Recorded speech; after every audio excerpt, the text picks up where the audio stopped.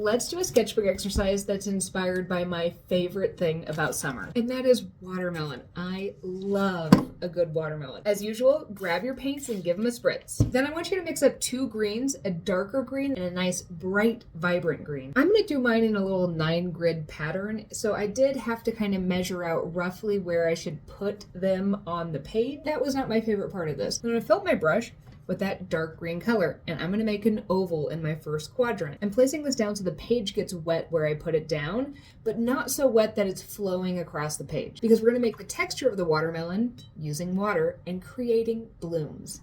So wash your brush, fill it with water, tap it off so there's not too much, and then we're just going to drag those lines down. If you want an area of it to be a little bit thicker, you can kind of just tap your brush to deposit a little more water.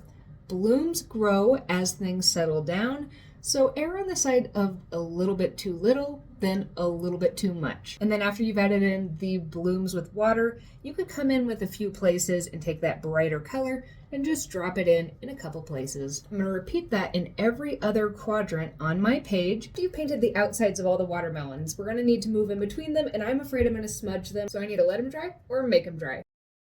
At this point, it looks a lot like a page of pickles, so I suppose you could pivot here. I'm gonna go with watermelons. Now for the inside cuts of the watermelon, I'm gonna start by taking that darker green color and putting that in my brush, and I'm gonna make the outline shape. It does not need to be perfect. It can be a little bit wonky. Then I'm going to wash my brush, and I'm gonna dip into a lighter, brighter green color. And while the outer rim is still a little bit wet, I'm gonna put that on the inner part of that. After I have the rind established, I don't want my red and my green to bleed together, so I need to let it dry or make it dry. I'm going to take my brush and I'm going to fill it with a bright pinky red color. I'm going to place that right in the center, and after I have that down in the center, then I'm going to wash my brush. I'm going to tap it off just a little bit on the side of my container so there's still water in my brush, and I'm going to soften out. Then repeat those steps in your blank spaces where you need the cut face of the watermelons to be. Adding in some seeds is going to be the perfect finishing touch. We need to let it dry or make it dry.